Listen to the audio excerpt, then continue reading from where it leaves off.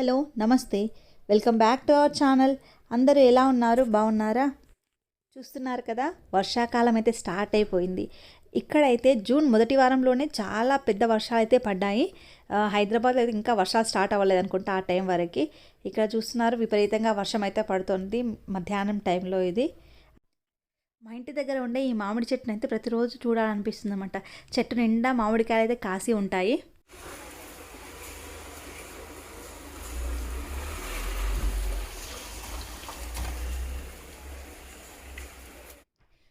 Full వర్షం అయితే పడుతుంది కదా, బాగా చల్లగా అనిపిస్తుంది.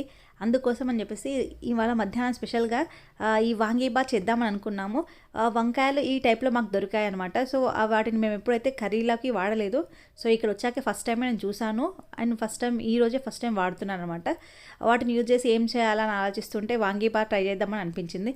సో అందుకోసం అని చెప్పేసి వాంగీబాత్ ఫస్ట్ టైం ట్రై చేస్తున్నాను నేను కూడా. నాకు అంత ఐడియా కూడా లేదు. ట్రై చేద్దామని చెప్పేసి ట్రై చేశాను. అవుట్పుట్ అయితే బాగానే వచ్చింది, అంత చెడ్డగా ఏం లేదు. సో మనం తినొచ్చు అనమాట, ట్రై చేసుకోవచ్చు ఫస్ట్ టైం చేసేవాళ్ళు కూడా. ఈ వాంగీబాత్ కోసం ముందుగా మనం ఒక పాత్ర పెట్టుకొని అందులో కొద్దిగా నెయ్యి వేసుకోవాలి. నెయ్యి అనే కాదు, మనం నూనె కూడా వేసుకోవచ్చు. సో నేను నెయ్యి వేస్తే కొంచెం టేస్టీగా ఉంటుందని చెప్పి నెయ్యి వేశాను. నెయ్యి కొద్దిగా కాగిన తర్వాత అందులో ఆవాలు, జీలకర్ర, కొద్దిగా మినపప్పు, కొద్దిగా శనగపప్పు అయితే వేసుకోవాలి. ఇదంతా బాగా ఫ్రై అవ్వాలన్నమాట. ఇవంతా మంచిగా ఫ్రై అయిన తర్వాత ఇందులో ఆనియన్స్ వేయాలి. ఆనియన్స్ కొద్దిగా ఎక్కువగా వేసుకునే వాళ్ళు ఉంటే ఎక్కువగా వేసుకోవచ్చు. పెద్దగా నాకు ఆనియన్స్ ఇష్టం ఉండదు కాబట్టి నేను కొంచెం తక్కువగా వేసాను అనమాట. ఎంత ఎక్కువగా వేసుకుంటే అంత టేస్ట్ ఉంటుంది. ఆ తర్వాత అందులో కొద్దిగా పచ్చిమిర్చి మరియు కొద్దిగా ఎండుమిర్చి కూడా వేసుకోవాలి. ఆ తర్వాత కొద్దిగా వెల్లిపాయలు అనమాట. ఓన్లీ వెల్లుల్లి, అల్లం పేస్ట్ కాదండి, ఓన్లీ వెల్లుల్లి వేసి మనం మంచిగా ఫ్రై చేసుకోవాలి. ఆ తర్వాత వంకాయలు మనం ఈ విధంగా రౌండ్గా కట్ చేసుకున్నా సరే, ఏ విధంగా కట్ చేసుకున్నా, సో ఏ రకమైన వంకాయలైనా యూజ్ చేయొచ్చు అనమాట. సో నా దగ్గర ఈ రకమైన వంకాయలు ఉన్నాయి కాబట్టి నేను వాడాను. కానీ సో మన దగ్గర ఉన్న బ్లాక్ కలర్ వంకాయలు ఉంటాయి కదా, సో అలాంటివి కానీ ఏవైనా సరే మనం యూజ్ చేసుకోవచ్చు అనమాట ఈ వాంగీబాత్ ప్రిపేర్ చేసుకోవడం కోసం. ఆ తర్వాత ఇప్పుడు మనం కొద్దిగా పసుపు వేసుకోవాలి అండ్ కొద్దిగా ఉప్పు వేసుకోవాలి. ఇవన్నీ వేసుకొని బాగా కలిపిన తర్వాత కొద్దిగా మనం మూత పెట్టేసి మగ్గనివ్వాలన్నమాట. వంకాయలు కొంచెం ఉడికిన తర్వాతనే మనము చింతపండు రసం అయితే వేసుకోవాల్సి ఉంటుంది. ముందుగా మనం ఈ వాంగీబాత్ ప్రిపేర్ చేసుకోవడానికంటే ముందే మనం చింతపండు నానబెట్టుకోవాలన్నమాట. ఎందుకంటే దీంట్లో మనం చింతపండు రసాన్ని అయితే వాడతాము. అండ్ ఈ వాంగీబాత్ చేయాలంటే మనకు వాంగీబాత్ మసాలా సపరేట్గా ఉంటుందన్నమాట, అది కంపల్సరీ కావాలి. సో నా దగ్గర అయితే లేదు, నేను తెచ్చుకున్నాను ఎంటీఆర్ వారి వాంగీబాత్ మసాలా తెచ్చుకొని అదే వాడుకున్నాను. కొంతమంది దీన్ని ఇంట్లో కూడా ప్రిపేర్ చేస్తారు, కాకపోతే ఎలా ప్రిపేర్ చేస్తారనేది నాకు పెద్దగా ఐడియా లేదు. నేనైతే ఫస్ట్ టైం చేస్తున్నాను కాబట్టి నేను బయట నుంచి తెచ్చుకున్నాను అనమాట. అండ్ మొత్తం నేను 3 టేబుల్ స్పూన్స్ వాంగీబాత్ మసాలా అయితే ఇందులో యాడ్ చేశాను.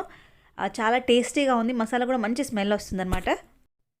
ముందుగా చెప్పినట్టుగా చింతపండు రసాన్ని అయితే మనం తీసి పక్కన ఉంచుకోవాలి. ఇప్పుడు మనము ఈ వంకాయలు అనేవి మంచిగా ఫ్రై అయిన తర్వాత, బాగా ఉడికిన తర్వాత ఈ చింతపండు రసాన్ని అయితే మనం అందులో కలపాల్సి ఉంటుంది. చింతపండుని మనం ఒక పెద్ద నిమ్మకాయంత సైజులో చింతపండు వచ్చేలాగా చింతపండుని అయితే తీసుకోవాలన్నమాట. ఎక్కువగా చింతపండు రసం అయితే కావాలి. సో కొద్దిగా పుల్లగా ఉంటే టేస్ట్ అనేది చాలా బాగుంటుంది ఈ వాంగీబాత్ అయితే. సో ఆ చింతపండు రసాన్ని ఇందులో పిండిన తర్వాత ఇందులో కొద్దిగా మనం టేస్ట్కి తగ్గట్టు చక్కెర కానీ లేదా కొద్దిగా బెల్లం కానీ యాడ్ చేసుకోవచ్చు. అండ్ ఇంగువ కూడా యాడ్ చేయాల్సి ఉంటుంది. మనం ఇంగువ యాడ్ చేస్తేనే మంచి ఫ్లేవర్ అనేది వస్తుందన్నమాట. మనం వండుతున్నప్పుడు మంచి సువాసన అయితే మనకు వస్తుంది. అండ్ చింతపండుతో పాటు ఇవంతా బాగా ఉడికిన తర్వాత కొద్దిగా కొత్తిమీర అయితే మనం పైన చల్లుకోవాల్సి ఉంటుంది.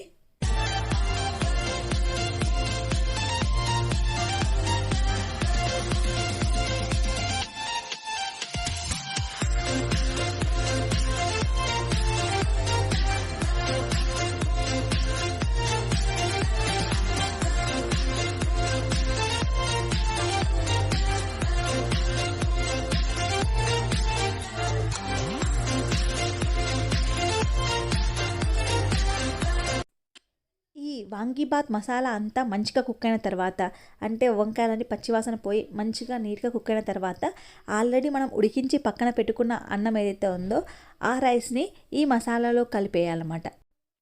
మనం పులిహోర ఏ విధంగా కలుపుకుంటామో సేమ్ అలాగే కలుపుకోవాలి.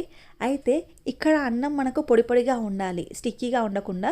సో పొడి పొడిగా రావడం కోసం అయితే మనం ఎప్పుడైతే అన్నం కుక్ చేస్తామో అదే టైంలో అందులో కొద్దిగా నెయ్యి వేసి మనం అన్నం కుక్ చేస్తే కనుక అన్నం అనేది పొడి పొడిగా వస్తుంది.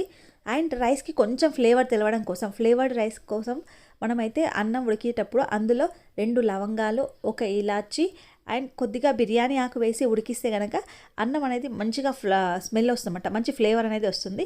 సో ఈ రైస్ని మనం ఈ వాంగీబాత్లో వాడుకుంటే కనుక మనకు మంచి స్మెల్ అనేది వస్తుందన్నమాట. ఈ వాంగీబాత్ కోసం అనే కాదు, ఈ ఫ్లేవర్డ్ రైస్ని మనం జీరా రైస్ కోసం కూడా వాడుకోవచ్చు అనమాట. ఇంతేనండి, చాలా సింపుల్ అనమాట ఈ వాంగీబాత్ రెసిపీ. సో ఎప్పుడు బిర్యానీలు జీరా రైస్లే కాకుండా అప్పుడప్పుడు ఇలా స్పెషల్ చేసుకుంటే కనుక మనకు కూడా కొంచెం టేస్టీగా అనిపిస్తుంది కదా. ఆల్రెడీ ఫుల్ వర్షం పడుతుంది కదా, సో వేడివేడిగా ఈ మసాలా రైస్తో పాటు మేము క్యాప్సికమ్ పకోడీ కూడా చేసుకున్నాము. సో క్యాప్సికమ్ పకోడీ కూడా చాలా టేస్టీగా ఉంటుంది కదా. సో ఈ 2 కాంబినేషన్ కూడా చాలా బాగుంది. అసలు వర్షం పడుతుంది అంటే బజ్జీ ఖచ్చితంగా తినాలనిపిస్తుంది, బజ్జీ కానీ పకోడీ కానీ ఏదైనా సరే. సో ఆనియన్ పకోడీ కాకుండా ఈసారి రొటీన్గా ఎప్పుడు ఉండకుండా కొత్తగా క్యాప్సికమ్ పకోడీ అయితే చేశాను. సో ఈ రెయినీ డేలో మా లంచ్ అయితే వాంగీబాత్ మరియు క్యాప్సికమ్ పకోడీతో అయిపోయిందనమాట. ఆ తర్వాత మేము రిలయన్స్కి వెళ్ళాము. అక్కడ శ్రీఖండ్ దొరికింది. తెలుసు కదా, ఇది మహారాష్ట్ర స్పెషల్ అనమాట శ్రీఖండ్. సో పిస్తాది అండ్ బాదం ఫ్లేవర్ తీసుకొచ్చాను.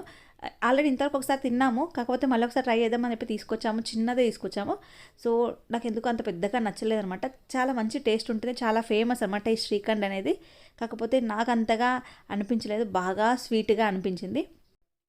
సో ఈ విధంగా ఒక డిజర్ట్ కూడా మా లంచ్ మెనూలో యాడ్ అయిపోయిందనమాట. ఇదండి ఈరోజు మన వీడియో. ఐ హోప్ ఈ వీడియో మీకు నచ్చుతుందనే అనుకుంటున్నాను.